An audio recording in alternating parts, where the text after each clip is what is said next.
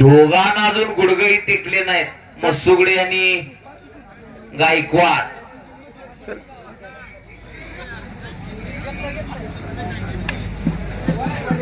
चल बरोबर आहे. आकडी ओढ त्याच्यातनं वर ओढून.